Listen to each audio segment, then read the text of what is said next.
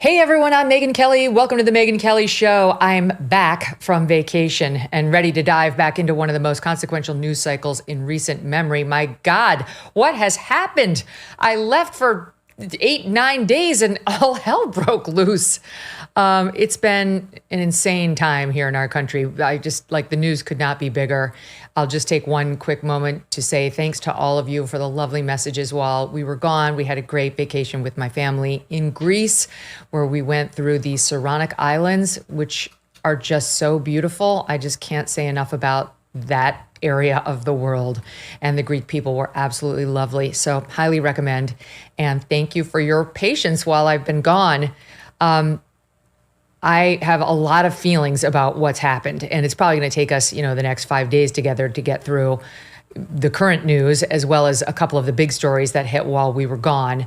But I just want to start with my overall thoughts. VDH is going to be here in a second, and I'm going to get into some headlines about this Iran deal. Actually, I'll just bring those to you now, and then I'll tell you my own thoughts.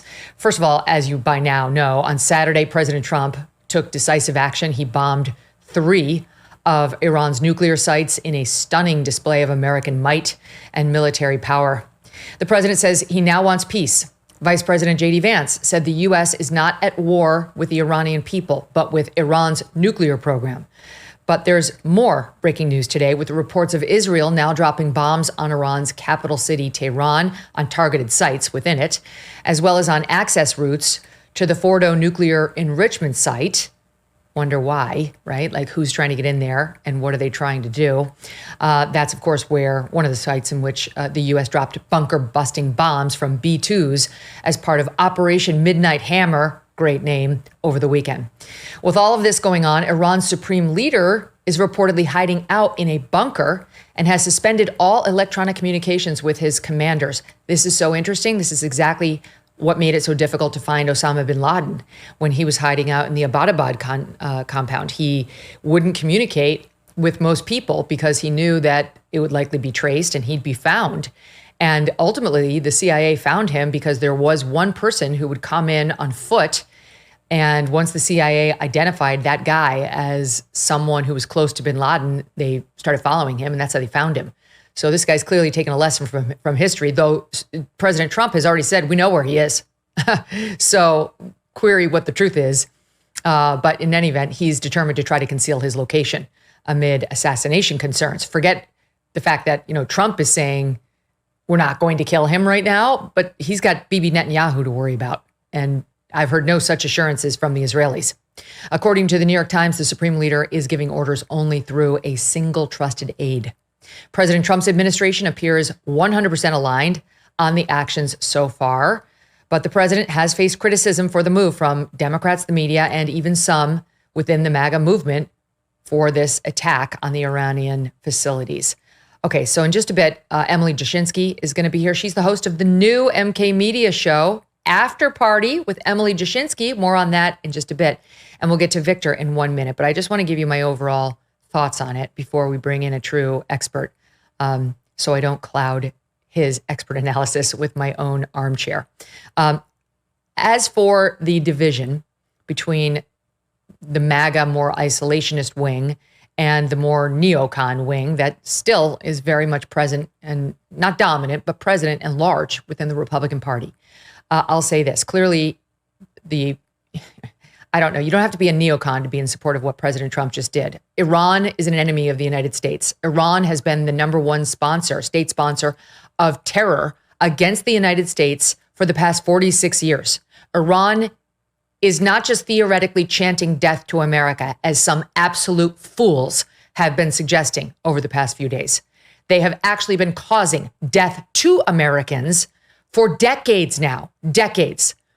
Our Marines, our Air Force, members of our military, all over the world, including most recently in Iraq and beyond there. So, and not to mention what the Houthis have been doing. I mean, Iran has several arms to it that are sponsored by it and assisted by it, from Hamas to Hezbollah to the Houthis and beyond, who have been doing its bidding. It is ridiculous to suggest that Israel started this war with Iran.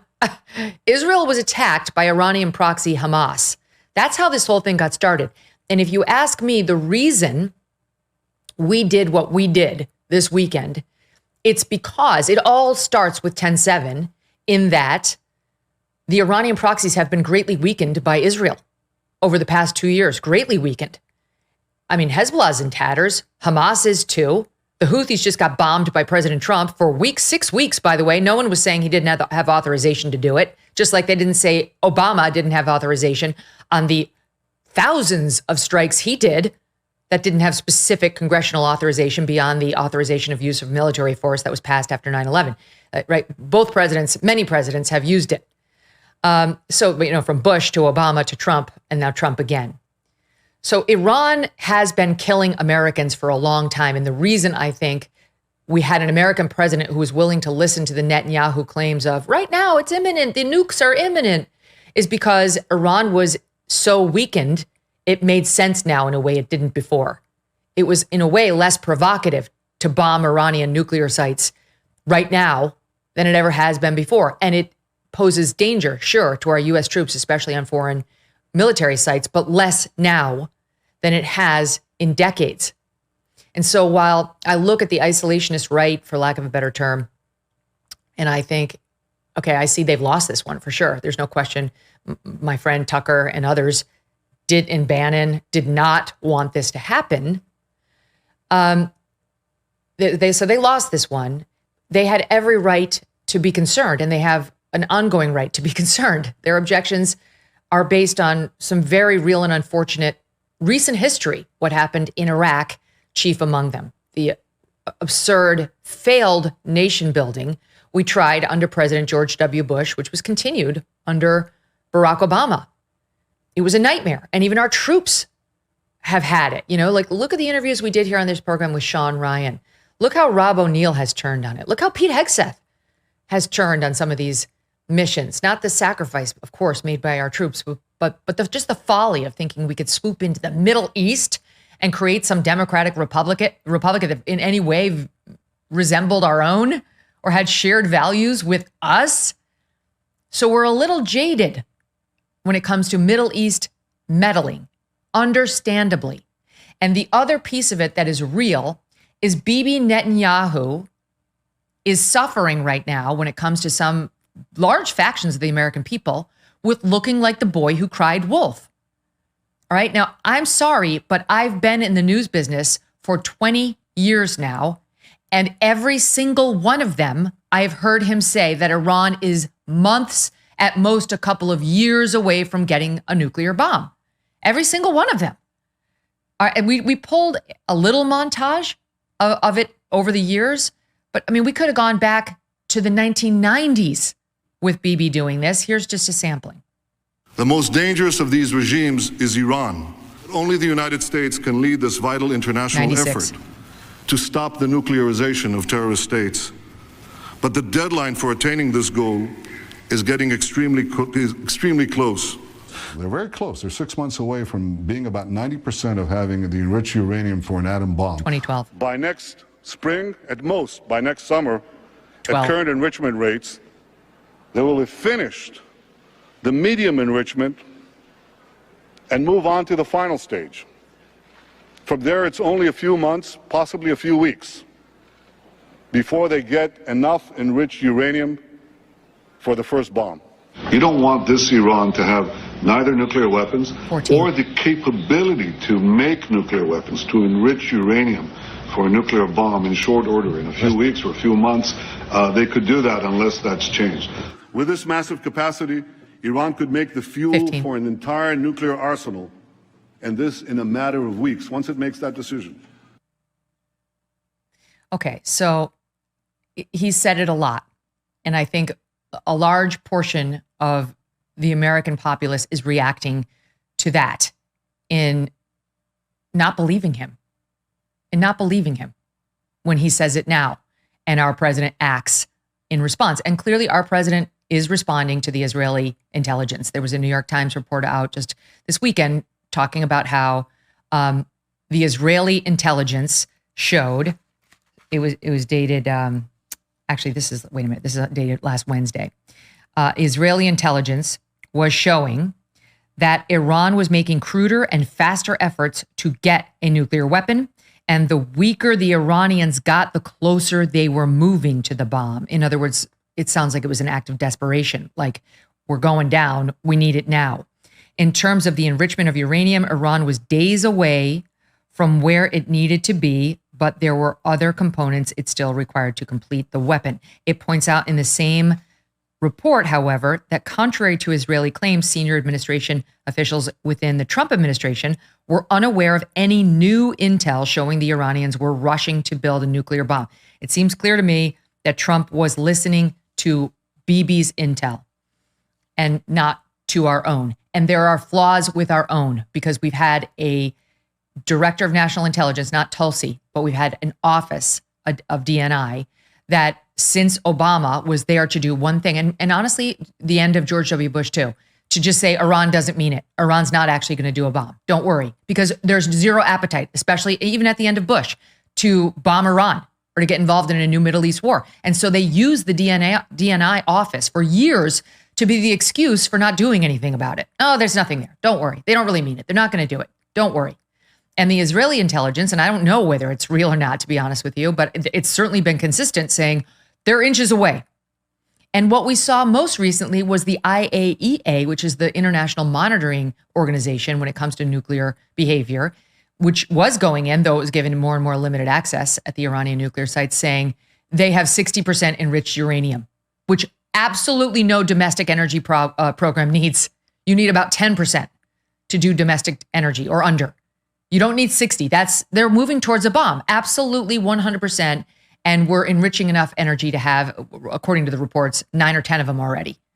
We were pretending we didn't see it. That's my take on it. And not just mine, but many smart experts who've been watching the region. Because nobody had the appetite for a war with Iran. And President Trump doesn't have the appetite for a war with Iran. There's nothing inconsistent, not one word, in the way Trump ran for office and the way he's handled this crisis. He was never an isolationist. I'm sorry, he wasn't. Part of MAGA is far more than Trump is. We discussed this when I interviewed Marco Rubio, talking about the factions of the party. Trump's got a foot in both camps. And Trump has not been shy about using American power where it made strategic sense. And he thought that it would well serve the United States. There was a tweet that Noah Pollack put out just this weekend, which is excellent. It reads as follows: "This endless war shrieking is ridiculous. Trump bombed the Houthis for 6 weeks, then ended it. He fought ISIS for around 2 years, defeated them, then ended it. Trump killed Soleimani and did not engage further. He degraded al-Shabaab in Somalia for 3 years and then ended it. Trump's record of not dragging us into another endless war is impeccable. There is something in between targeted military strikes and endless war. And Trump and, yes, Netanyahu saw the opportunity for it in bombing the nuclear sites of a now weakened Iran, whose proxies are in no position to fight back the way they would have been even 5 years ago. So I don't think they have the capacity to respond in the way some are fearing. And I don't think they are inclined to go that route. I know they're martyrs. I know they love the jihad. They hate the infidel. They mean death to America. But I think they understand that escalating this will risk everything they care about. For sure, from the Ayatollah's ability to go on, though he's already 86, to the Islamic regime in general. So that's my own back of the envelope take. Now let's bring in somebody who is an expert in warfare and has been studying this whole thing very closely, Victor Davis Hanson, Senior Fellow of the Hoover Institution and author of The End of Everything. He joins me now. Don't miss a moment. Subscribe to this show on YouTube and follow me on Insta, Facebook, and X. We are days away from what has been dubbed by some the Rio Reset, what some worry could be a threat to the US dollar's global dominance in over 80 years. On July 6th, BRICS nations, that's Russia, China, India, and Iran, and some more, are expected to unveil their plans to circumvent the US dollar, thus cratering, its value. Some report that they've already been laying the groundwork as their central banks have been methodically divesting from the US dollar and US bonds in favor of gold. How can you protect your IRA or 401k from the fallout from this landmark shift? One option is to diversify with gold from Birch Gold Group. Historically, gold has been a safe haven in times of high uncertainty, which is right now. Get a free info kit on tax-sheltered gold IRAs by texting the word MK letters to 989898. July 6th could mark a monumental shift happening among nations that control 1/3 of the world's GDP. Arm yourself with information to diversify your retirement savings. Text MK to 989898 and claim your free info kit from Birch Gold. Victor, so great to see you. Thank you for doing this. Your thoughts on it all. Oh, I agree with all of what you said. One thing about the clips with Netanyahu, they were interspliced with actual action. For example, they had the Stuxnet virus that destroyed 6,000 enrichment devices. And in addition to that, they had, as long ago as 15 years ago, began assassinating the first generation of nuclear physicists. And then everything slowed down, as we remember under Trump. He cost them $100 billion in oil revenues, and by having the embargo and the sanctions. So each time Bibi said that, he was trying to alarm us. That's true, but Israel was taking action, sometimes in concert stealthily with us. I think you're really right about the degraded sense of Iran. If we had said the day after October 7th, with less than 2 years, the formidable shock troops of the Middle East terrorist corps, Hezbollah, are going to be neutered and humiliated, no one would have believed this. If we had said the strongest outpost for Iran, and as far as a nation state, is Syria, and it's the depot for terrorist munitions, and it's going to be gone, the Assad dynasty is going to be gone, we wouldn't believe you. If somebody had said Russia is going to be out of the Middle East finally after John Kerry and Obama have invited them in, they're going to have no footprint anywhere in the Middle East, and they're going to be bogged down in their own war, no one would have believed us. If we'd said, as you mentioned, the Houthis, which was designated a terrorist organization by Trump in the first term, then that rubric was relieved. If they're going to be sort of inert now, and Hamas is going to be a subterranean remnant, no one believed us. But the main thing is, no one would have believed us if you said in 20 months Israeli and American pilots are going to be flying at will all through Iranian airspace. There's going to be no ability to knock anybody down. They have no air defenses, and they basically lost all momentum, if not the program itself, in nuclear acquisition. So it's kind of a surreal. I think a lot of us think when we say forever wars or be careful, we're talking about an Iran in two senses. One, pre-October 7th, but even that pre-October 7th had this formidable reputation. But one thing we knew about the Iranians, they weren't popular anywhere in the world. Even the Chinese and Russia, who have a long history of anti-Islamicism, whether it's the destruction of Grozny or in the case of the Chinese, the Uyghurs, they didn't want them really to have a bomb. They were useful, a useful asset, but they didn't incur any goodwill. Nobody liked them. And they were really the reason why the Americans, after the threat of bin Laden faded, why we were even there in the Middle East anymore. It was for all the turmoil. But they had this formidable reputation. You don't dare do it. Even Ronald Reagan was afraid to really retaliate directly at Iran, who sponsored the Marine barracks murder and the destruction of our embassy in Beirut. And they had this reputation, but it wasn't based on reality, and it was kind of shattered this last 2 weeks. And I think that we're still stuck with the idea that they can do all of these formidable things, but they actually are in a state of panic right now. And if I agree with everything Rubio said and Vance, we don't want to get into nation building, et cetera, et cetera. Trump has kind of tweaked that a little bit, but I think the biggest danger, just to finish, for the Iranians is the military, because they have taken out the top 20 or 25 generals with the closest ties to theocracy. And everybody else, the subordinate generals, know they're going to be on the list and their time is coming up. They know that the people of Iran are not only angry but humiliated that over the last half century almost, they've spent probably $1 trillion on nuclear acquisition, subterranean enrichment, Hamas, Hezbollah, Syria, the Houthis, and it's all up in smoke. And they're impotent. They're being humiliated every day. So if there's going to be a regime change, and I'm sure it's going to be the people, I think it's going to be somebody in the military who's going to say to the people, we didn't do this, they did. The theocracy did. And I even think that's probably a small chance. But nevertheless, there's a lot of turmoil and a lot of impotence on the part of Iran right now. And it's a very different situation. We shouldn't be stuck in pre-October 7th Iran fears about what they're going to do. I mean, they're going to try to do something, but it's not going to work. I think that's right. That's exactly right. You can't look at today's Iran and equate it with the Iran of 5 years ago even. And when you're equating the possible retaliatory danger, which is what the commander-in-chief has to factor in, he doesn't want to see American troops get killed or American civilians. And, you know, the danger has gone down. It's not eliminated, and it never will be. And what you're getting now, right, Victor, what we're at risk of seeing now is these, you know, people who didn't want to see it, some of the more extreme ones, when and if Iran does anything to retaliate and we suffer any American losses. I told you, you see, it wasn't worth it. And I just, like, you can't run a country that way. No, I mean, the last day that Barack Obama was in office, on January 19th of 2017, his Parthian shot to us was he unilaterally, without congressional authority or consultation, sent B-2s, the very same bombers that Trump sent. He sent them all the way to Libya to bomb Libya. And he had been bombing on Libya since 2011. And it didn't result in anything but chaos and destruction and killing.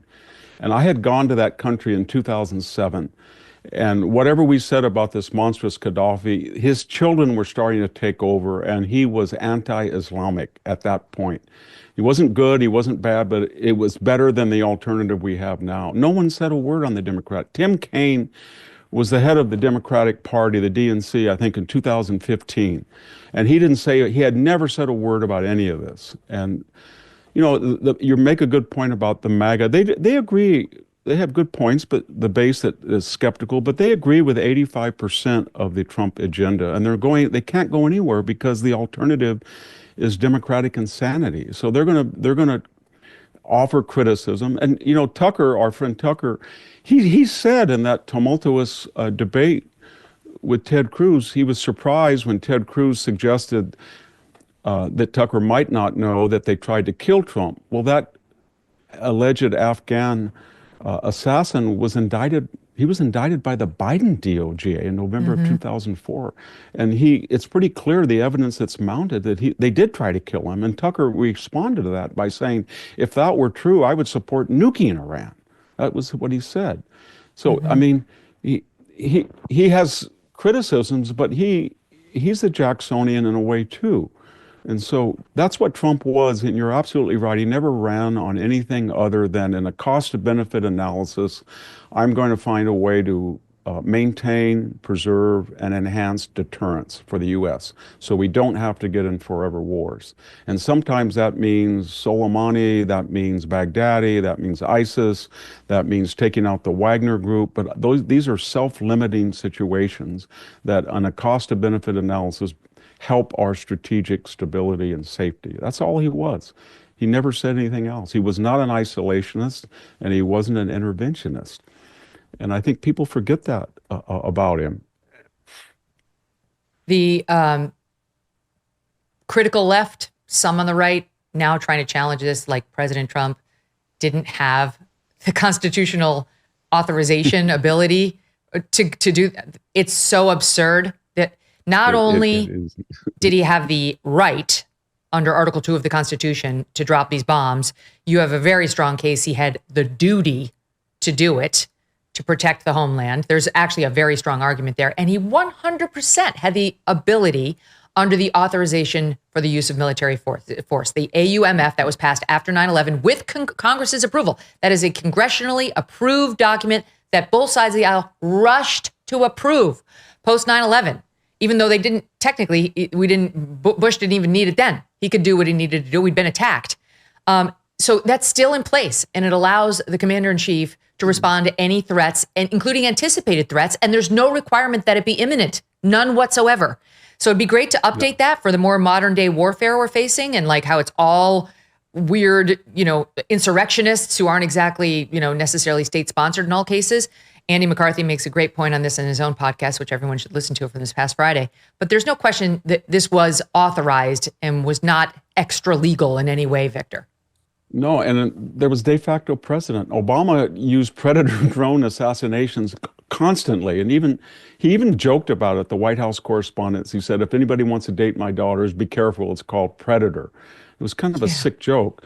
And then, of course, we had John Brennan, who lied under oath, and then when he was asked, are you killing collaterally? Well, no, we haven't killed, and then he had to retract that and apologize for perjuring himself. And then we get into Joe Biden. I mean, there were 300 attacks essentially all over the Middle East that he didn't respond to. But finally, he did a little bit, 4 or 5 times. But he did. No one on the left said you can't hit back or you can't preempt unless you have congressional authority. So, and the same thing with the Houthis, both Biden and Trump, but Biden anemically responded or preempted and attacked the Houthis.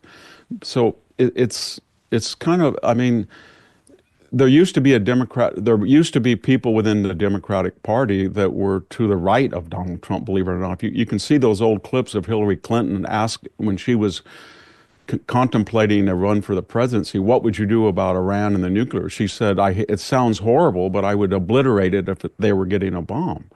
And I'm not condoning what she said, but that was a strong wing of the Democratic Party. And that is completely vanished now. And partly because there's kind of a nihilism, there is a nihilism now in the Democratic Party that whatever Donald Trump says or does, it has to be evil and stopped at all cost. And the result of that extremism is they become caricatures of themselves. They really have. They're not serious Andy people. pointing out in his own podcast the following, that there was an 1863 U.S. Supreme Court ruling, note the timing, that if the United States is under threat from an external force, the president has the duty to act and to use whatever force is necessary to protect the homeland. That's a constitutional interpretation. Long before the AUMF. Then came the AUMF, which made very clear that any organization that aided the attacks or those who perpetrated them and any move necessary to prevent future attacks on the United States is authorized by this congressionally approved document. Congress has the power to declare war. We're not doing that. In fact, we're doing exactly the opposite. And the New York Times came out with a headline the night of the bombings that read, it was America enters war with Iran. Well, that's not quite right, New York Times. And J.D. Vance clarified it, Victor, by saying we're not at war with Iran. We did not go to Congress. We did not need to do that because we're not declaring war on Iran. We're doing targeted strikes, and you just made reference to it, Victor. But here's just a little montage of Barack Obama doing exactly the same. I don't remember AOC or the likes of AOC demanding that he be impeached, as we're seeing now. But here's just a montage of him and his military strikes and him talking about them. Last night, on my orders, America's armed forces began strikes against ISIL targets in Syria. Today, at my direction, the United States launched a targeted operation against that compound in Abbottabad, Pakistan. Today, I authorized the armed forces of the United States to begin a limited military action in Libya in support of an international 2011 effort to protect Libyan civilians. What? Libya? This is what you're pointing out, like Libya. What? To protect Libyan civilians? Civilians, What? absolutely. Just You can spare always me. see the viability of any operation. You can judge by the poverty or the persuasiveness of the critics. And so as you start to look at all these different critics, the Arab world, everybody said the Arab world would go up in flames. But what's happening in the Arab world was on spec. That they're privately communicating to the Iranians who are right across the Gulf. We didn't have anything to do with this. We're innocent. Then they have public announcements that they deplore the escalation. They would like calm. And then they're privately, frantically saying to us and the Israelis, if you're going to do this, please end it. don't leave a wounded Iran on our doorstep. So we support you only if you destroy their complete nuclear program and defang them. Then you look at China and Russia. China, they get 80% of their pre-embargoed oil. They buy 80% of Iran's oil. They get 50% from the Gulf. The last thing in the world they want is any more upheaval. So they're not saying anything other than everybody calm down. Russia, they're tied down in Ukraine, and they're just the opposite. They don't really mind that there's turmoil, because every time there is, the price of Russian oil goes up and they profit. And so Medvedev has said all these crazy things that maybe somebody will give a nuke. That's his.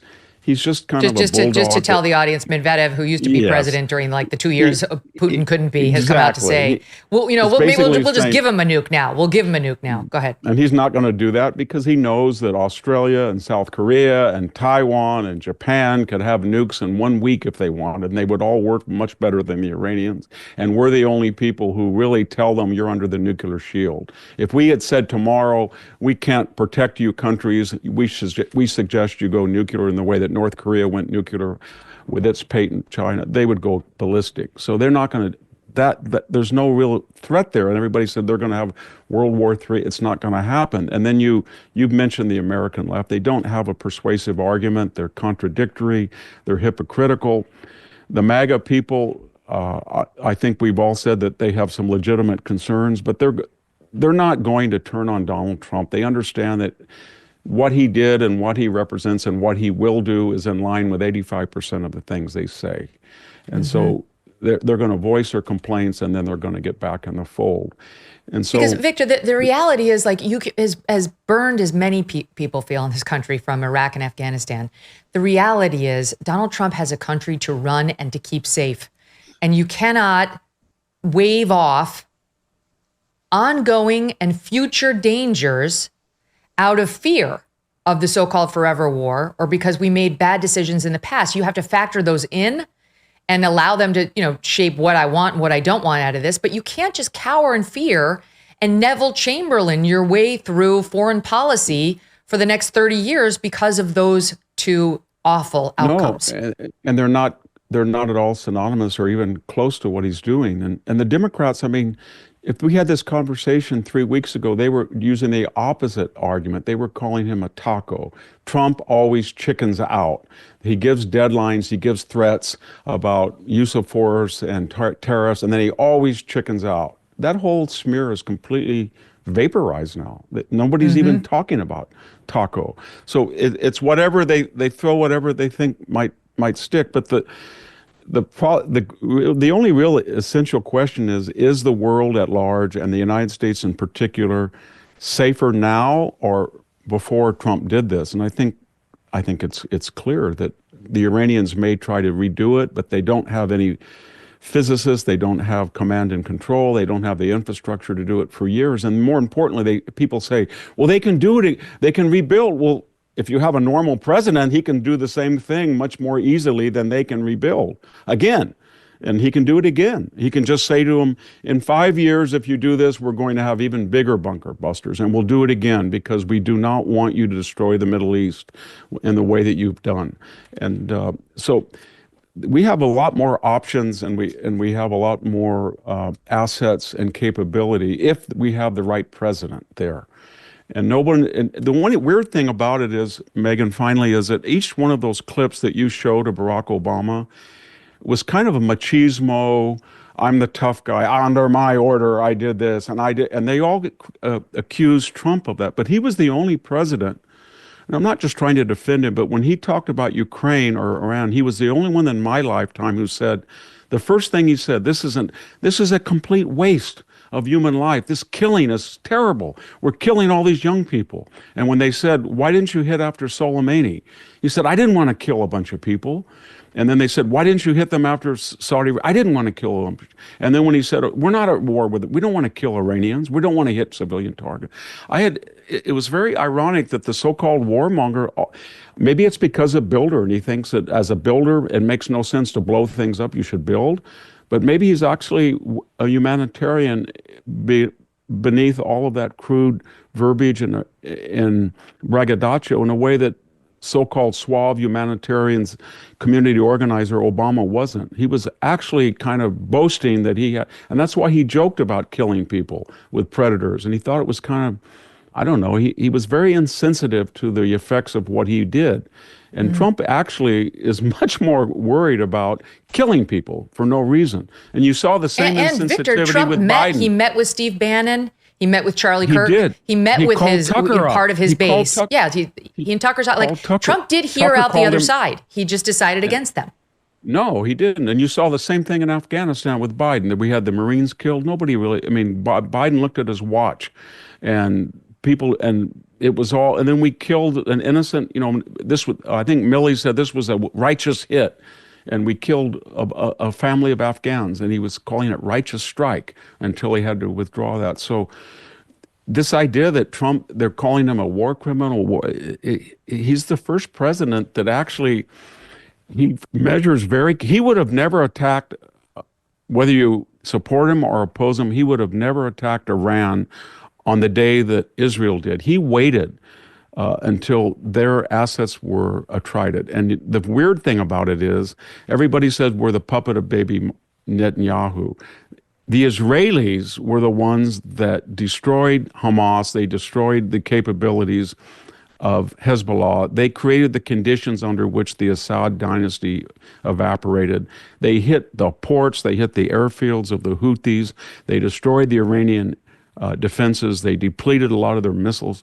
And after that, we went in. And the result of that is, because that had happened, the ability of all of these terrorist tentacles to hit us is much less than it would be otherwise. Yes, and the same thing. Trump's detractors want us to believe he just wanted in on the action. He saw Bibi with all these military accomplishments, and he wanted to glom on. That's not it at all. Trump he cares about American personnel.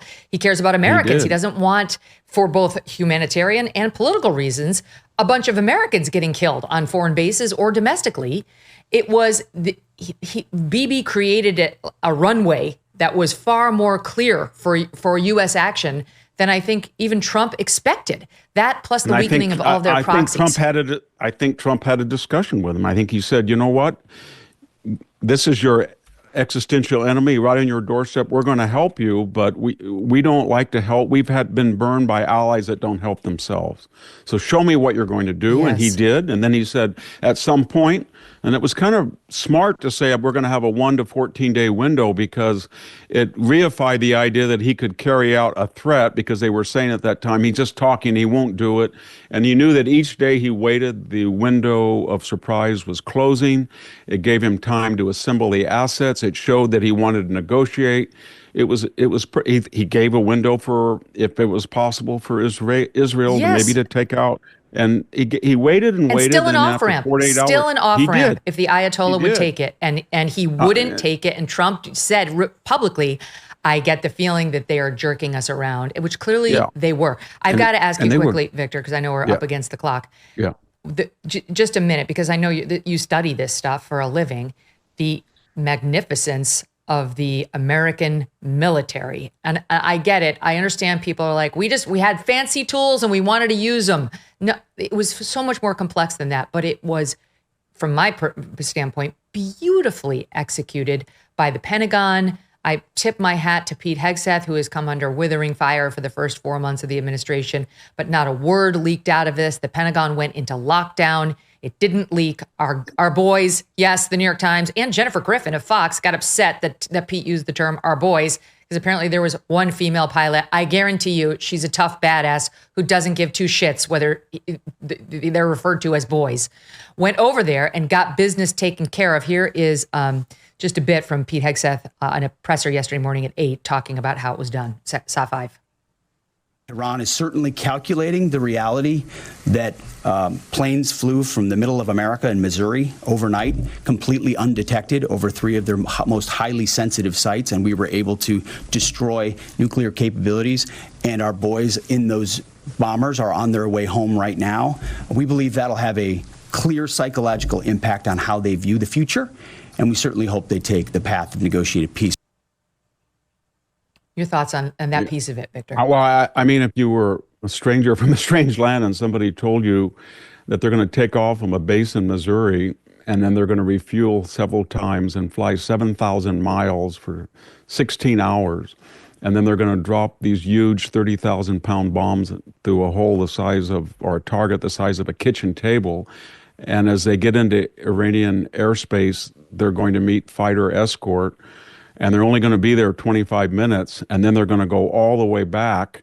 And the defense secretary, who has been accused of having aides that leak, they're not going to know anything about it, because there were reporters at the Missouri base just waiting to see those things. And then this elaborate ruse, not just that they were going to Guam, but apparently 3 of them peeled off to go to Guam.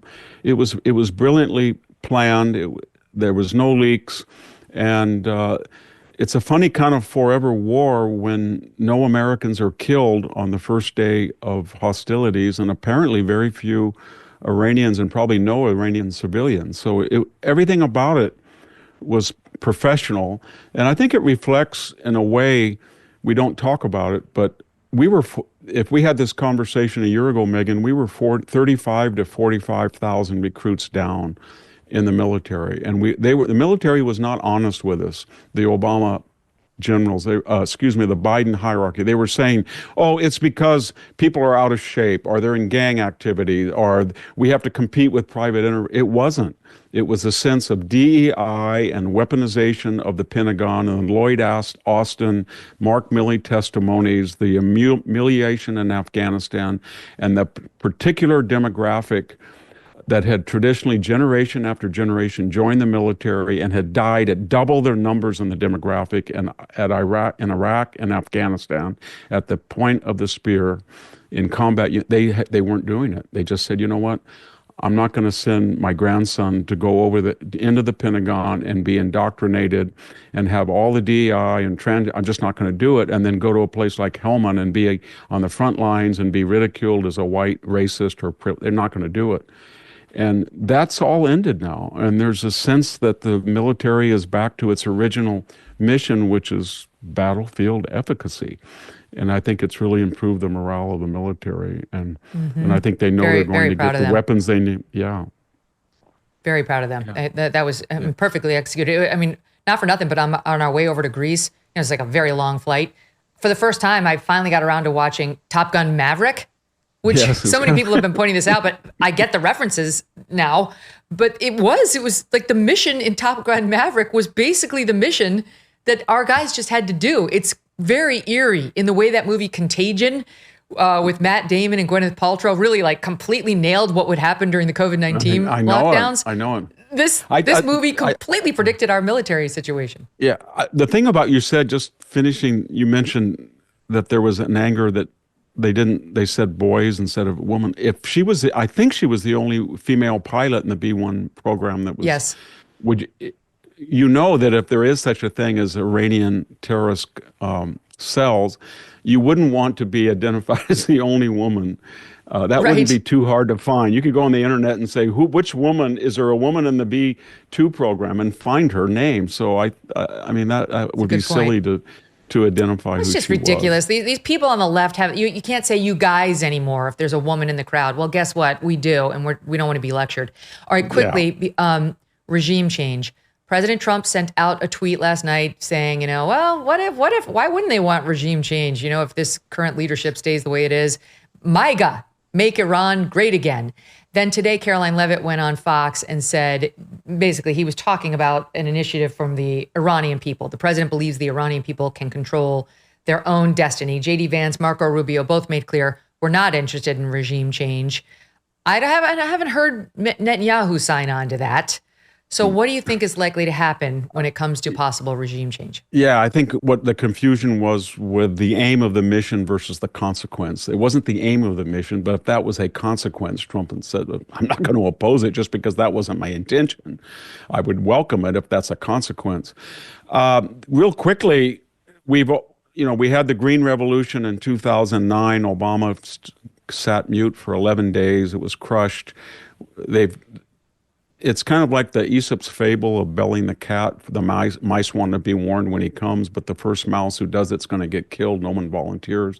So it's very hard to protest because it's a terrorist police state. That said, as I said earlier, I think there's a lot of military people that are now going to come into positions of command and control to replace the most obsequious pro-Iranian, and not that they won't be themselves, but they know they're going to be targeted to be killed. They know that people are angry, that they've been humiliated. If you're an Iranian and you're walking the streets of Tehran and you look at and there's a mushroom-shaped conventional bomb cloud at Qom or Natanz or anywhere near you, or you see pictures of it, and then you say to yourself, those were billions of dollars that we never had for streets, for sewage, for water, for healthcare. And then you hear about Hamas and Hezbollah getting all this money and become completely ineffective and impotent. It's one thing to waste money, but it's another thing to waste money and be humiliated in the process. And they've been humiliated, the military and the theocracy. And I think a lot of people in the military are going to start pointing fingers at somebody and saying, the people are very, very angry and we can't protect them and we were impotent, but it was the other people who were killed, and it was the theocracy. And the longer that Khamenei is in seclusion and not visible, it's going to be very hard for him, because he's in a Nasrallah lose-lose. Nasrallah did that, and finally people were saying, is he chicken that he wants us to get killed? And then when he started to communicate with people, he was killed. He was killed. And I think he knows if he keeps hitting Israel, they're going to kill him. The Israelis will, if he keeps doing it. And he knows that.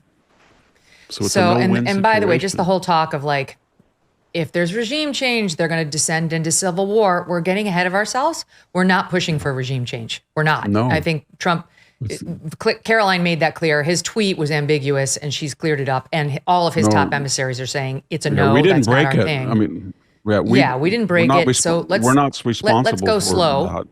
Yeah. Yeah. Let's go slow, and we'll cross that bridge when we get closer to it. We broke the nuclear program, but we didn't break the society itself. It's their business to do what they want.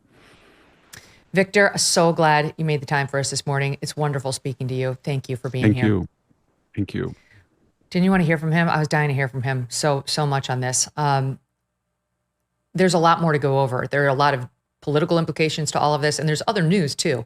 And there's also the launch of a new MK Media show with Emily Jashinsky, who I know you guys love, and so do we. She's the host of the newest one. It's called After Party with Emily Jashinsky. It's going to air live. It's going to be our first live streaming show on YouTube, and we'll be right back with her. Basketball season may be over, but the action doesn't stop, because baseball's just heating up over on Prize Picks, a place to cash in on your favorite spots and sports. With millions of members, Prize Picks has made daily fantasy sports accessible to all. The app is really simple to use. You pick 2 or more players across any sport. You pick more or less on their projection, and you could win up to 2,000 times your cash. Step up to the plate and add your favorite players to your lineup with Prize Picks. Whether it's strikeouts, home runs, or hits, make your picks in less than 60 seconds and turn your sports takes into real money all season long. Join Prize Picks, America's #1 daily fantasy sports app, available to play in more than 40 states, including California and Texas. Download the Prize Picks app today and use code Megyn and get $50 instantly when you play $5. That's code Megyn on Prize Picks to get $50 instantly when you play $5. Prize Picks, run your game. Must be present in certain states. Visit prizepicks.com for restrictions and details. We're talking Trump and Iran, the MAGA moment, and more with the next MK Media Podcast Network star, Emily Jashinsky. You know Emily, of course, well. She's been on this show more than nearly any other guest, 35 times, actually. You know her as one half of the lovely EJs. And now she's got her own show on the MK Media Network. It's called After Party with Emily Jashinsky. What's different about this one, among other things, is it's going to be live on YouTube. It's our very first streaming show at 10 p.m. Eastern, and it premieres tonight. Here's a taste of the trailer.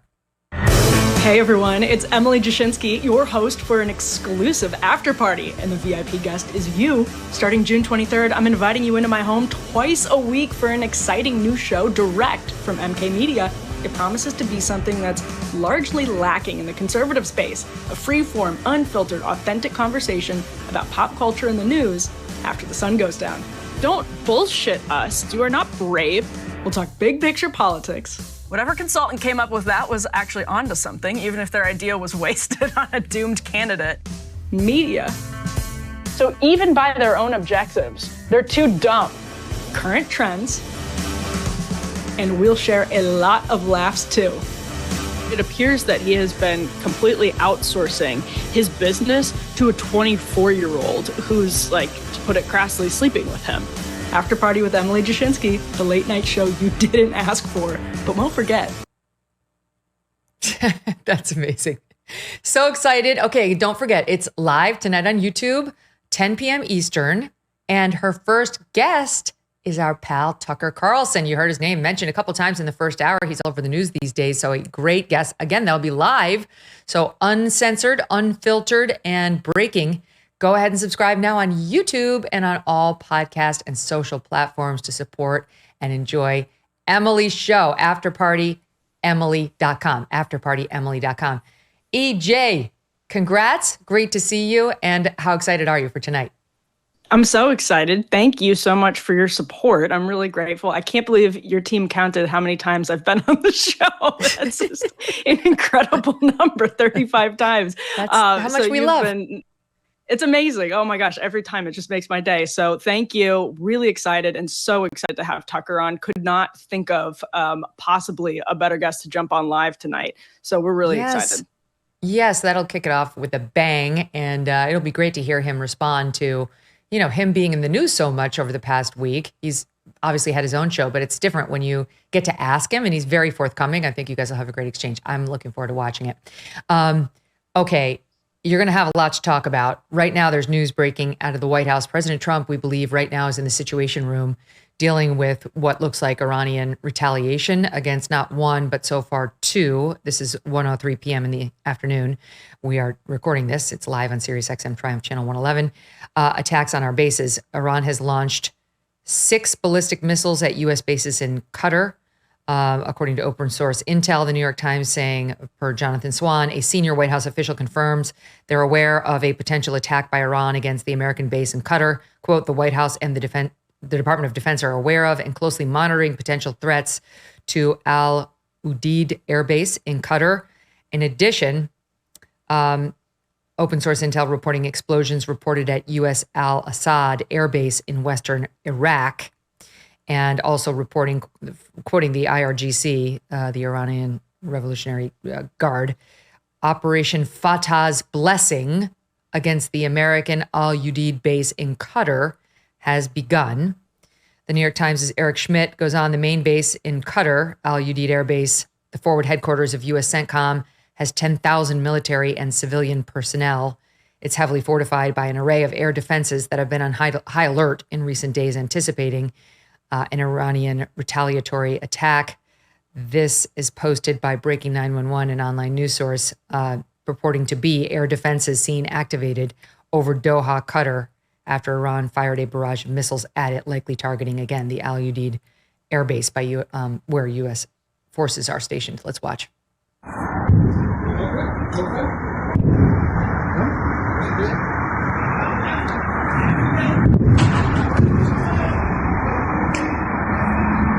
For the listening audience, it looks exactly like what we've seen over Israel in recent days, where you can see the missiles getting fired, and then in that case, Israel's Iron Dome thwarting many of the missiles, not all. And I don't know what the protections are over our air bases in these areas. You've got to think that the United States, which is largely responsible for Iron Dome over Israel to begin with, has done as much to protect American troops at these outposts, these air bases in Qatar and Iraq. But we will see. Now, this is also just coming through. Hold on. Alarms have been reported at Ali Al Salem Air Base in Kuwait.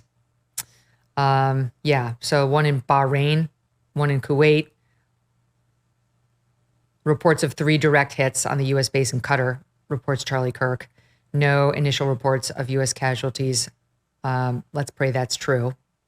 So we're seeing the Iranian response right now, or at least the beginning of it. Emily, what do you make of it? Well, yeah, that last question is really critical. No casualties so far. So right now, the question is whether this is a kind of carefully choreographed back and forth between the United States and Iran. If Iran responds in a way that does not, for example, kill American troops, then perhaps a larger conflagration can still be avoided. I tend to think the possibility of that is tragically very low, and I'm still incredibly deeply concerned about the risks to the lives of Americans. There are 40,000 American troops in the region. So if Iran has its nuclear program almost totally destroyed, that's also a critical question. I know you talked about that earlier in the show, but if that happens, they've spent decades building this up. What do we expect from them retaliation-wise? Do we expect them to actually come to the negotiating table, or do we expect them to escalate with more and more military strikes? And then if Americans die in all of this, you can expect a much more robust response from the American president, from the American military. And that's where this becomes an all-out war. So what's happening right now is, I mean, basically we're seeing the future of this conflict in real time, depending on the reports that we're getting in minute by minute right now to determine whether or not this escalates. Mm-hmm. I mean, this is, of course, the concern that J.D. Vance says we're not at war with Iran, we're at war with their nuclear program. The thing is, Iran has a say. They have a say in that. And if they don't just accept that we blew up their nuclear program, or at least most of it, and they fight back by doing things like this, and American blood and treasure is spilled, military or not. I mean, civilian is next level because, of course, it's not that we're okay with our military getting killed, but it's a different matter to kill American civilians, which we did not do in targeting Iran nuclear sites.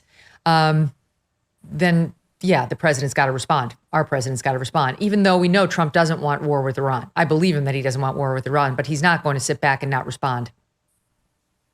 Right. And yeah, exactly. That's where if you're the American president, you have to respond. Even if, you have dubs in your ears saying this is the time to get to the negotiating table and this is the time for peace. Well, if you are somebody who believes in the doctrine of peace through strength, which Donald Trump absolutely does, then you're going to feel as though you have no choice but to retaliate. And especially if the lives of American soldiers or, God forbid, American civilians are lost. And so what we're looking at right now over Qatar and Kuwait is critical. There's also potentially, now that Iran has been damaged very heavily on the military level, the potential for attacks on the homeland domestically. There's a potential for sleeper cells to be activated in the United States, certainly, because Iran now has to rely on asymmetric warfare, given the attacks that they have faced from Israel and the United States in the last couple of weeks. So this is a really, really dangerous time, and not just as we're looking at those images of what's happening over the skies of Kuwait and Qatar. This is a very, very dangerous time throughout the entire world. And we're waiting minute by minute, kind of bracing ourselves to see what comes of this, because we could end up just in the next couple of days into a full-blown sort of post 9/11 war. Obviously, things are different. It's not apples to apples with Iraq or Afghanistan, but this could escalate into something that looks much more familiar to us very soon. I just don't know how Iran's going to do that. They've just been so hobbled by Israel, and I believe that they will launch things like this against the air bases in the region to try to make a point. But their ability to continue this on and on, highly questionable. I mean, Israel's taken out all of their top commanders of the IRGC, certainly of their nuclear program. They've cut off the head of every single snake growing militarily in Iran. It's going to be a very difficult matter for them to conduct any sort of ongoing warfare against anyone, never mind the United States of America.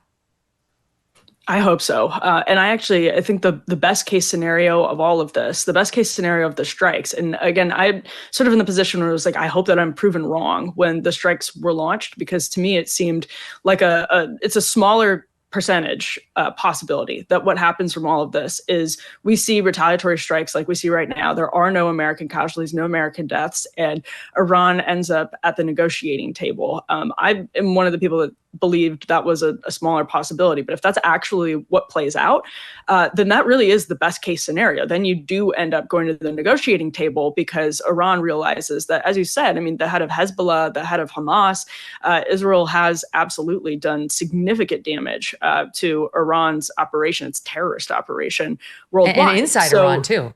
Not just the proxies, but inside Iran with respect to the Revolutionary Guard. I mean, they did their homework on who is running Iran's military program, and those people are almost all dead.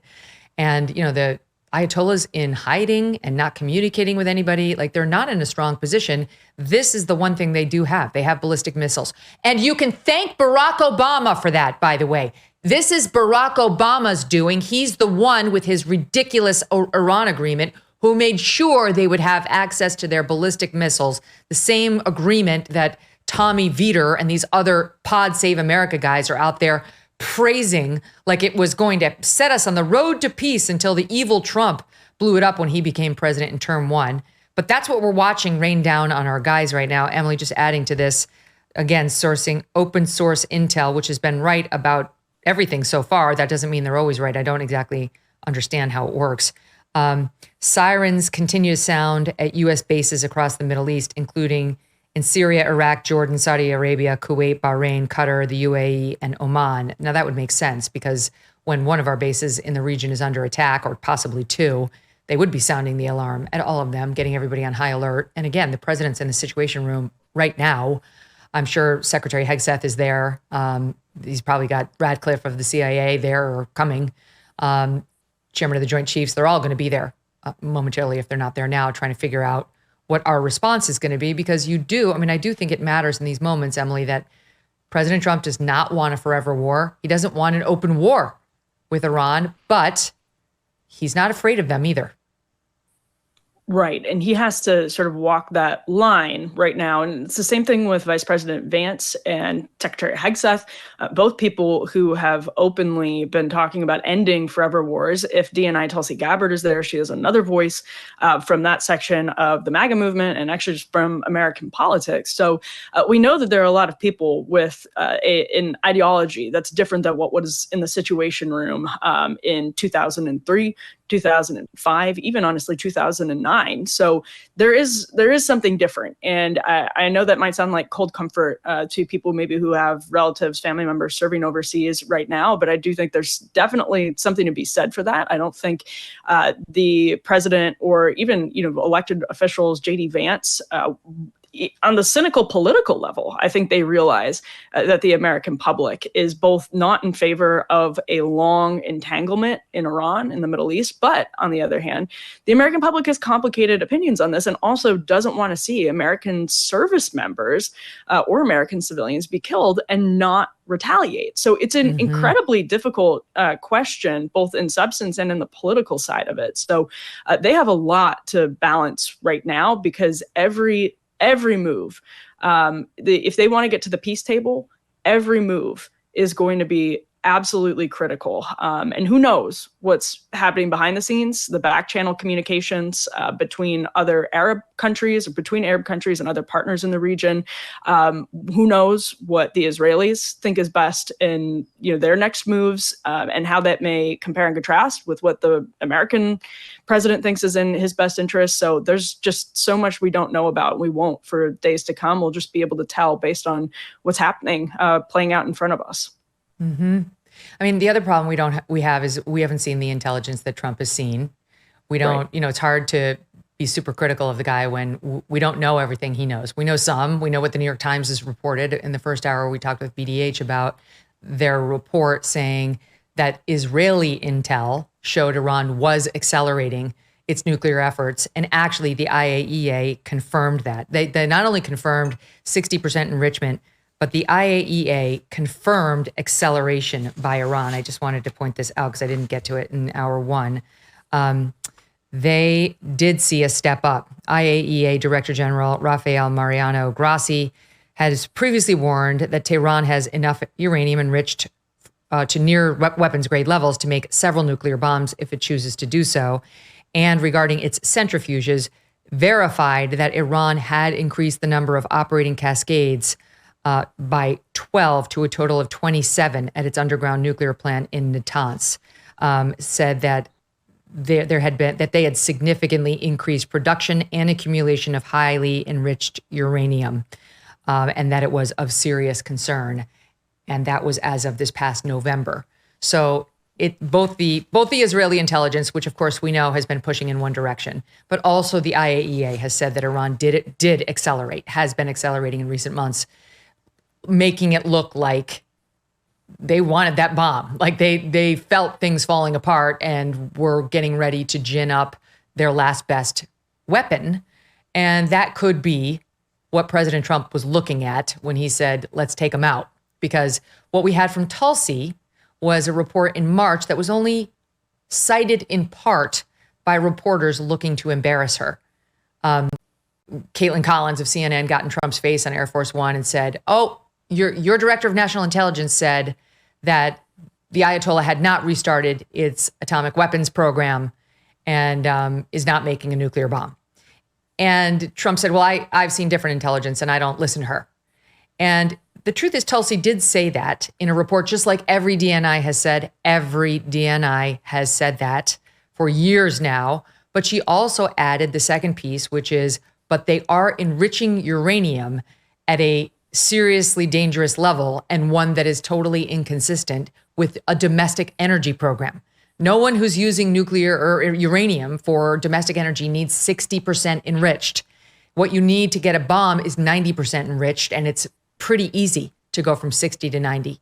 It's much more difficult to go from 0 to 10 and from 10 to 60 like they did and already had accomplished. So that's where we are right now, where you've got intelligence going to the president from our own domestic sources that is mixed, from Israeli sources that's not mixed, and from the IAEA that has really no reason to lie in a way that makes Iran look bad. That may have been a further alarm. So I don't, it's very hard to sit in our armchairs and, question Trump's decision. It's one of the things the Hawks and the Doves, this is an interesting point, may agree on going forward, is that if it seems, and the New York Times has reported this and other nuclear experts have pointed this out in the last day or so, if it seems as though Iran did move some of its nuclear material in trucks. There were reports of trucks leaving the sites and transporting stuff out on, I think it was Friday. And so if that's the case, you may have the Hawks and Doves agreeing actually that Iran still has nuclear capabilities, that they weren't significantly damaged, that you have to do a lot more work. I mean, they were significantly damaged, but not totally destroyed. Meaning, if you're going to spend the millions and millions of dollars on these strikes with the intent of utterly destroying and decimating Iran's nuclear capability, then there's still a lot of work left to do. And I'm actually kind of interested in that, Megyn, going forward. The intelligence, it's obviously from the armchairs here in the US, really difficult to understand as civilians what's going on behind the scenes. I totally agree with that. So I'm just curious going forward, like to what extent the people who want more involvement in Iran, they want an escalated military presence from the United States, and the people who say, wait a minute, let's stop doing this, actually agree that Iran still has some measure, some capacity to start enrichment really rapidly. That's the thing that J.D. Vance and Tulsi Gabbard had pointed to, is that the enrichment was at a level such that you could very quickly go from 0 to 100, from civilian to military use. And so I think that's one of the big questions on the table right now, is to what extent does that ability still exist? Well, the other question is, after Israel began with an attack on Iran, I mean, again, they didn't begin this war. They were attacked on 10/7/23 by an Iranian proxy, Hamas. But when Israel attacked Iran directly, we did see a response from Iran that was, I mean, it's significant. They're raining down missiles on them. But there's been a question for a while now about whether Iran has the capacity to really unleash hell on Israel or anybody else at this point. And like what they're doing right now at these military bases may be a check the box situation where it's like, we need to do something. We're not going to just let them attack us, but we're going to make sure that we minimize casualties. And they've done this before. They did this with the United States. I think it was 2020. And this, as I say it, the New York Times reports as follows. Iran coordinated the attacks on the American airbase in Qatar with Qatari officials and gave advance notice that the attacks were coming to minimize casualties, according to 3 Iranian officials familiar with the plans. There it is. The officials said Iran symbolically needed to strike back at the U.S., but at the same time carry out in a way that allowed all sides an exit ramp. They described it as a similar strategy to 2020 when Iran gave Iraq a heads up before firing ballistic missiles at an American base in Iraq following the assassination of its top general, Soleimani. So, and by the way, the open source intel reporting, Iran's Supreme National Security Council says it launched as many missiles as the number of bombs used by the U.S. in its strike. If that's what this is, and by the way, Qatar's saying that its air defense systems have successfully thwarted the attack and intercepted the Iranian missiles, so they do have Iron Dome of their own.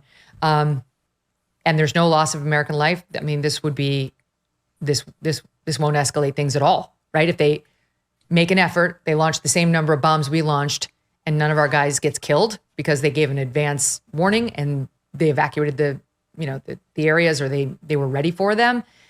That's, I guess, about as good as we could hope for, Emily.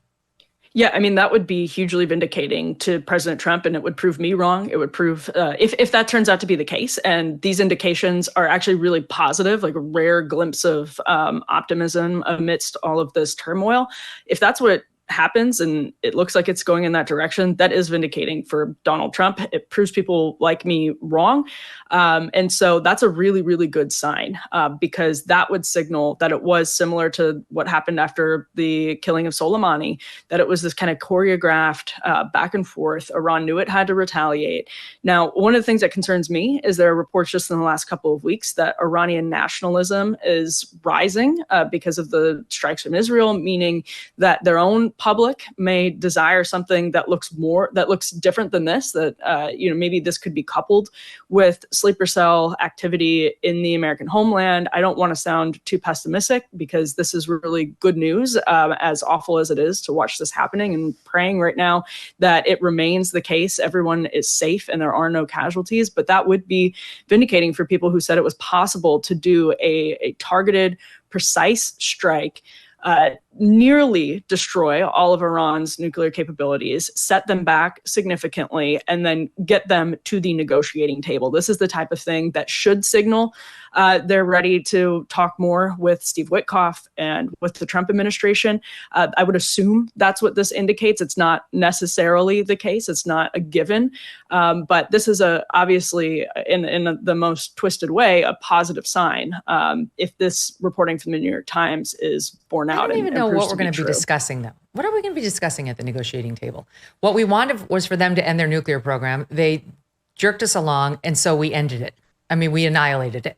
It may not be, 100% gone, but it's 90% gone. That's my back of the envelope guess. They're still assessing the damage and all that. But I mean, let's face it, it's been absolutely devastated by these bombs. It's not still in operation. They can rebuild. But the point is, what are we negotiating? Stop dropping ballistic missiles on Israel? Okay, good luck with that. I mean, that's, inspectors. By the way, I think that's one of the things. Like Israel's got to negotiate that. That's kind of between them. And look, Israel's got that one handled. What are we negotiating? What we care about is the Iranian nuclear program, and we just took care of it. So the Ayatollah is not going to behave in good faith. And we've seen that. Trump treats everybody like they can be negotiated with, to his credit. And he went in there saying, let's talk it out. We can have a beautiful Iran with a thriving economy. Let's do this thing. Same as he did in Saudi Arabia and everybody. And then he realized that he's dealing with a bunch of radical Islamic jihadists whose mission in life is to martyr themselves and kill the infidels like us. Not the Iranian people, but those who run its regime. And eventually that resulted in a big number of bombs getting dropped on Iran's nuclear facilities. I just don't know, what is there left to talk about with these people? Yeah, I think going forward, the Trump administration will probably want, and this was at issue in the Iran nuclear deal, they'll probably want inspections, and those that's going to be one of the sources of back and forth. If Iran, if that's the case, and they are at the negotiating table, they'll say we need to be able to inspect more clearly, more reliably what you're rebuilding going forward. But if you're Iran, I mean, that is the other massive unanswered question, open question right now is how does Iran see all of this in its own interest if it wants to? I assume that Iran has every intention of rebuilding its nuclear program. I mean, this is a decades-long enterprise and they saw as a centerpiece of their negotiating power the world over. And obviously that's, from the American perspective, a massive mistake. But I don't know that they've been dissuaded from using it as a bargaining chip going forward. So yeah, I mean, that makes it seem like any negotiations would be dead on arrival. I don't know what they could talk about at this point. I think that's a really great point, because it's like, well, if they're in the process of rebuilding, why are we even going to talk to them after just spending hundreds of millions of dollars, risking American troops' lives to basically almost destroy the program completely? And by the way, Israel assassinated all the heads of their nuclear program. So it's going to be a little tougher to rebuild than it would have been 5 years ago. Like, they say what you will about the Israelis, they don't F around.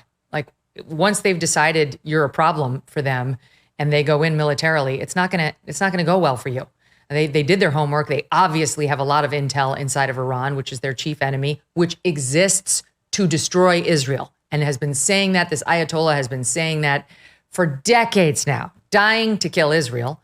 And Israel finally had enough in the wake of everything that's happened over there. So I'm not sure what the next step is going to be. And I'm not sure what Iran has left to offer us. That would, I mean, I guess everybody's looking for an off ramp. If that's true, that'd be great. They say they won't do it anymore, and they allow more inspections. They've kind of stopped allowing as many inspections, but they still have allowed some by the IAEA. That's okay. They say that they'll allow more and that they won't do it anymore. And we pretend that's real. And then we don't bomb them anymore, and we get out and they stop retaliating against our bases. Okay, I guess that would look okay.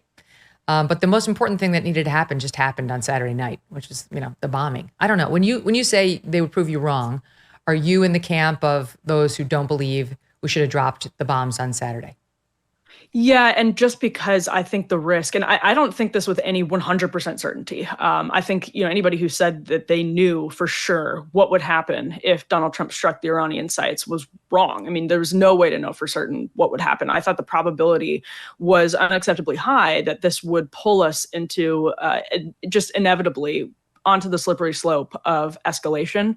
So I would be surprised if Iran's response is exactly what the New York Times is reporting now, but I wouldn't be shocked because, to your point, their leverage has been significantly damaged. The thing that still gives me an enormous amount of concern is just what you laid out, their intention for what Iran should be as they see it on the world stage because of Islamism and extreme Islamism, like all of that gives me really, really serious pause about whether, even if we see a kind of carefully choreographed response where they're telegraphing that they're about to do it and they give this advance notice and there are no deaths and no casualties, if we see that, I still am really nervous that something's going to happen here in the United States. I'm still really nervous that there's going to be more provocations going forward, because I just have a hard time believing that they're willing to, just completely capitulate. At the same time, your point is really compelling about their lack of leverage and the amount of leverage that they've lost in negotiations, which, by the way, were ongoing in the last few months with the Trump administration. So I don't know what's going to happen, but I'm still pretty worried about escalation, though this is a good sign. Let me ask you this, because I'm curious about this. I spent the week off, as you know, but I listened to everybody. I was listening to my neocon friends over at Commentary. I listened to all of Tucker's podcasts, which are 100% the other way. Listen to Bannon, all of it. And so I find the difference in opinion very compelling, very interesting, very sincere. I have almost no tolerance for the people who, look at Tucker and just say he's an anti-Semite. That's such bullshit. He doesn't want another Middle East war. It doesn't make him an anti-Semite.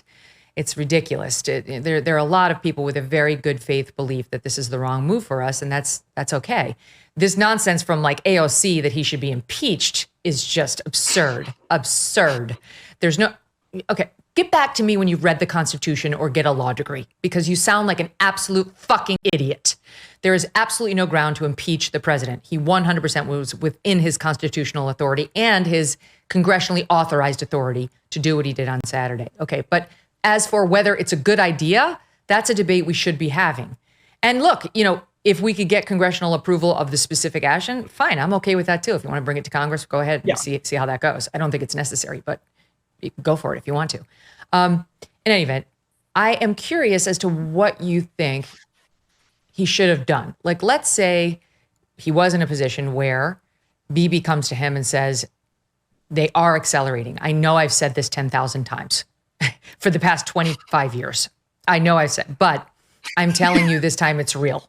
And he has reason to believe Netanyahu because of the compromised state Iran is in, having seen all of its proxies get beheaded over the past year.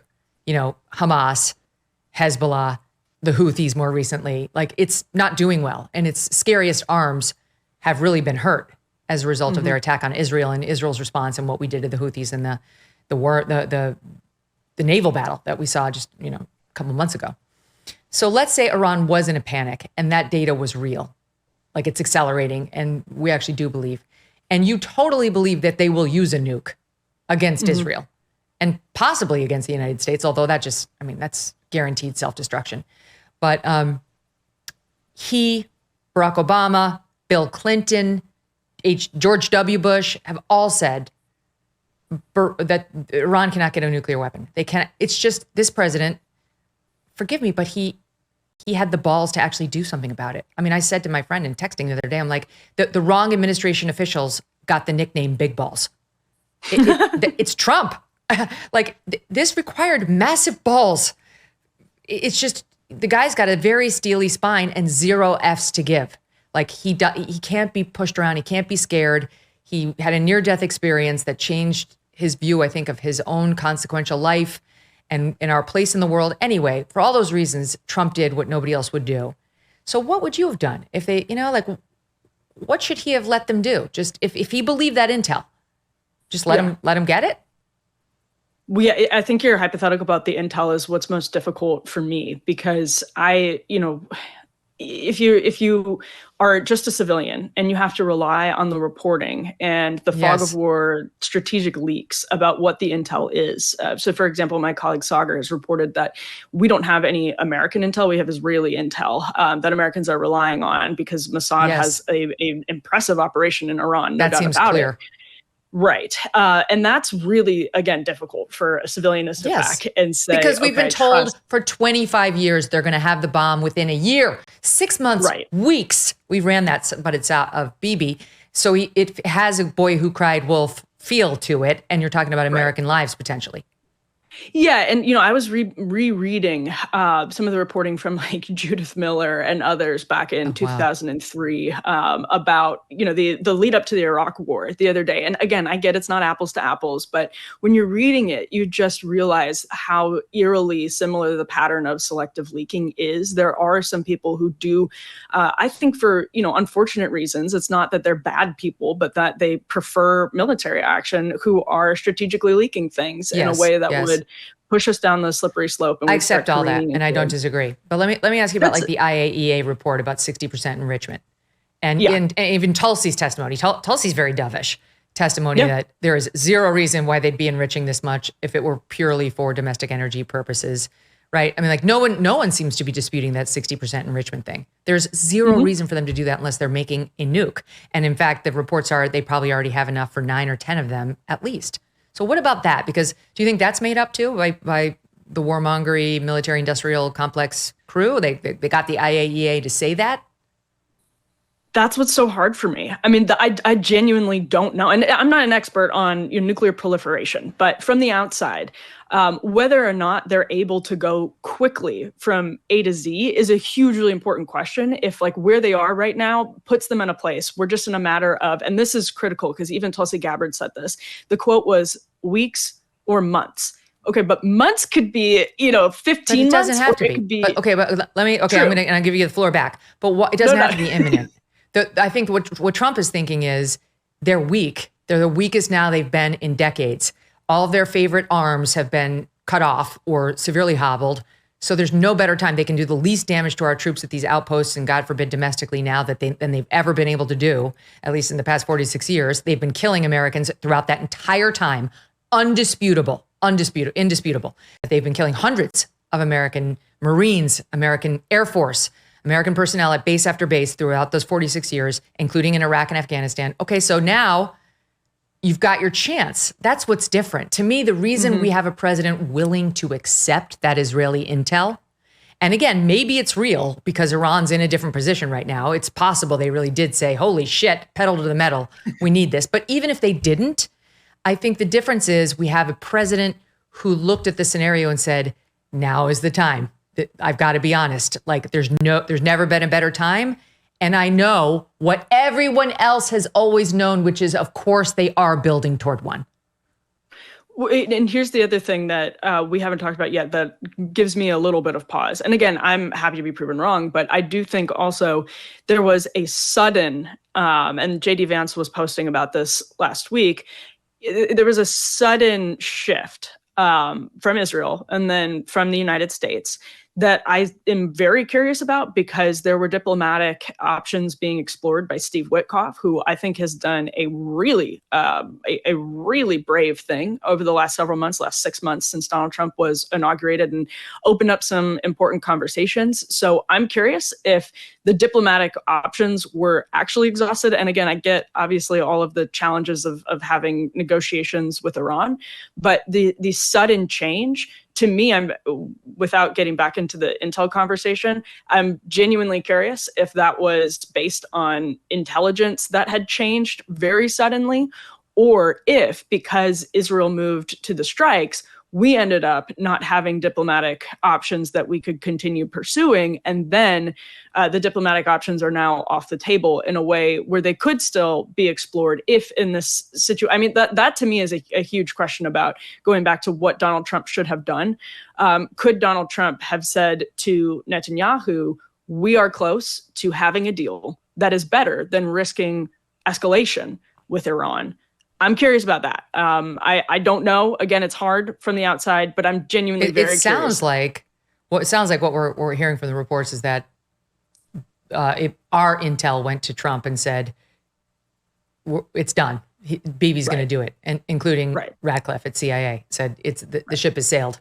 He's doing it with or without us, and Trump accepted that as a reality. And Israel's obviously in a very difficult position right now. It's been attacked brutally, and it's at war with everybody. And I realize that's a lot of American detractors over here of President Trump's decisions feel like we're being led around by Israel. We're fighting wars that aren't ours. And I am open-minded to that too. I mean, I understand it's like, we got our own problems.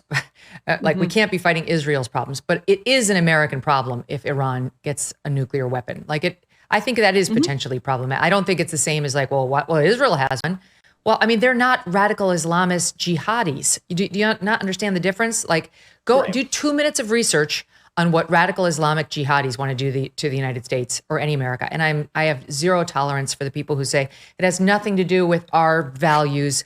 It's the fact that we've been too bellicose and too warmongery in the Middle East. Bullshit. Do your homework about radical Islam. They want to kill all of us. All of us. They'd like every single, it is not just a fucking chant, death to America. They actually want it to happen. They've been working to kill American troops for the better part of 5 decades now, and it's not going to change. They've made really clear what they want and how they feel about us. So they cannot have a nuclear bomb. They cannot. In the same way, ISIS, when it was around, could not have a nuclear bomb. The people who are dedicated to killing America, this is not a good idea.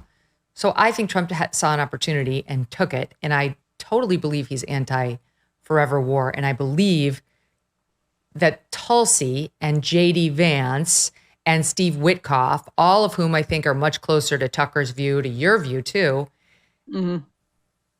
were probably much more slow rolling on this, probably much more well, wait, maybe it's not a good idea, but they're all standing behind him now. not for nothing, but here's what Tulsi actually testified to at that March hearing before Congress, SOP 15. The IC continues to assess that Iran is not building a nuclear weapon, and Supreme Leader Khamenei has not authorized the nuclear weapons program that he suspended in 2003. Iran's enriched uranium stockpile is at its highest levels and is unprecedented for a state without nuclear weapons. Yeah, that's the second part. It's unprecedented for a state without. Of course, there's no reason for 60% enriched uranium if all you want is your lights to go on. By the way, it's one of the richest oil countries in the world. It does not need nuclear energy. And why would it do it when it's so controversial, given the fact that it's awash in oil, right? It's just, I mean, to me, it seems very clear. But anyway, okay, stand by. We have more with Emily Jashinsky. She's not only our friend, she's the host of After Party with EJ. And you've got to tune in tonight live at 10 on YouTube to see her interview Tucker. Very interesting to hear his POV in the wake of what we just saw with Iran's retaliation. Stand by. Okay, you want to know about something positive and upbeat?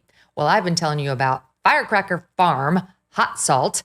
It's been a show-stopping gift and a must-have item for anyone who enjoys spicing up their food. So, what is hot salt, you might be asking yourself? It's sea salt infused with a blend of hot pepper that's made by a wonderful little family company. It comes in sleek stainless steel push grinders that feel great in hand and are really satisfying to use. Their motto is, everything is better with hot salt. And based on the reviews, customers are in full agreement. So give it a try. Go to firecracker.farm right now and use code MK at checkout for a special discount. Yes, that's firecracker.farm, code MK. Get some hot salt before it's all gone. You'll thank me. As President Trump is settling into his new administration, one of the top Democrats in Congress aiming to undermine the Trump agenda is Illinois Senator Dick Durbin. And according to our sponsor, the Electronic Payments Coalition, Senator Durbin has a new scheme, a government takeover of your credit card. Today, Americans have thousands of choices in credit cards, but they say Senator Durbin's plan will result in less competition and less security. And that means more risk for your credit and your identity. Learn more at guardyourcard.org, guardyourcard.org, and consider telling your senators to stop Dick Durbin's government takeover of your credit card before it's too late. Emily Jashinsky is back with me now. She's the host of After Party with Emily Jashinsky, live on YouTube at 10 p.m. Eastern, kicking off tonight. Go subscribe now to After Party Emily. That makes you sound like a fun girl. After Party Emily on YouTube. You know, when we were coming up with names for the show, the amount of times that we were bouncing them back and forth and we're saying, okay, so that makes me sound like a stripper. Like it happened like 10 different times. We would come up with a really good idea and then be like, no, can't do that. Wait, that reminds me. Doug just sent to our family text chain, there's this website that gives you your pirate name, your pirate name. And this is how you come up with it. You got to give your first name is Emily. It starts with an E. So your first name and your pirate name is Broken Emily. What's the first letter of your middle name? B. Broken Knuckles. That's your second. And then your last name is a J. The Ghastly. Broken Knuckles the Ghastly. That's your pirate name. I mean, we should just call the show that. Why didn't we go with that? Mine is Filthy Guns the Hideous. And another idea for the Megyn Kelly Show. You can change the name. It's never too late. Anyway, so it's going to be very fun and it's going to be a huge hit. And I have a suggestion for you on your first guest after Tucker, maybe tomorrow or the next show. And I think that person should be Ariana Grande because she's got a lot of thoughts, Emily, a lot of thoughts on Trump's bombing of Iran. And she has endorsed the AOC tweet saying that he should be impeached. Ariana Grande, who, as far as I know, has done nothing other than sing and dance, which is fine. She seems to be very good at that, would like us to listen to her political opinions now, in particular, her constitutional opinions on whether he's gone too far. And the reason she's qualified to make this conclusion is because of the segments she did for years on Nickelodeon as follows. Sometimes I wonder if you can get juice from a potato.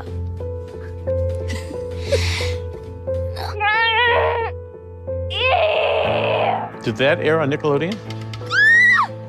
Come on, get juice. Yeah. Yikes. I'm thirsty. In another video, Ariana's pouring water on herself in what seems like a very sexual manner. And people started saying, this feels inappropriate for children. That's from the Quiet Onset documentary about the Nickelodeon problems. And she was exploited as a young person. It's not nice. It's actually quite sad. But now she's decided to take that troubled youth and turn it around to make constitutional judgments about our president. Your thoughts? Well, I would love to know if she ever got juice out of the potato, because that is genuinely a good question that I hadn't thought of before. But other than that, I mean, we're about to go back to, I mean, this depends obviously on what the escalation looks like. And we just talked about that. And I know you talked about that with VDH, but if we all remember, the Zoomers don't, what it was like though in around 2005, when public opinion on the Iraq war started to change, it was just a constant onslaught of celebrity armchair punditry about what's happening and the president. And again, like some of the division that people sense in our politics today, it's amusing to some extent to hear Zoomers like be so exhausted and fatigued with it, because I mean, people remember what it was like in the mid 2000s, and it was really, really ugly. I feel like we have amnesia kind of culturally about how ugly politics and culture was during that time in the Iraq War and the Afghanistan War. And it was a lot of that fueled by celebrities wading into these waters in really divisive ways that were also very, I think, offensive to everyday Americans. I mean, we don't have to relitigate what happened with the Dixie Chicks, but part of what did happen there is people took offense to the fact that they were overseas and they were talking about the American president in a way where they were speaking to an audience in, I think it was London, it was in England, and it was just infuriating to a lot of people who like literally burned Dixie Chicks CDs. And I don't think that stemmed exactly from a disagreement with the politics of what they said, as much as it was like, how dare you? How dare you trash talk the American president to people in the UK? Things could get really ugly culturally very soon too. I think that Ariana Grande needs to put more thought into how to add 1/2 an ounce of fat back onto her body than she does thinking about President Trump being impeached. Obviously, she is in the middle of a crisis. I'm sorry, but this woman looks ill. She is beyond skinny. She looks dangerously thin. And someone needs to do an intervention to help her. I'm not saying this to be snarky. I genuinely think someone needs to help this woman. She's obviously troubled. And I think weighing in on this is just her latest folly. She was caught on camera a couple of years ago saying, I hate Americans. Now here she is talking about Trump needing to be impeached. There's a lot that went on, I think, on that Nickelodeon set that's never been fully threshed out. And I think Ariana Grande should work on her own well-being and keep her constitutional thoughts to herself. Okay. Emily Jashinsky tonight. Say again how they can find it. You go to youtube.com and you type in what to pull up the show. That's right. After Party with Emily. You can go to afterpartyemily.com. Again, does sound like a strip club, but you can find all of your information there. If you listen to podcasts, it'll be there. Head on over 10 p.m. tonight, live with Tucker, all kinds of questions for him. So it's going to be a lot of fun. So you have some fun with Emily and you get some of your best friends there when Tucker Carlson shows up live to respond to whatever the hell is happening in the country at that point. I can't wait. I will be one of the ones tuning in. Thank you so much, Em. Thank you, Megyn. All right, see you tonight. And we are back tomorrow with our friends from the Fifth Column. Can you imagine them on all of this? I cannot wait. We'll see you then. Great to be back with you guys.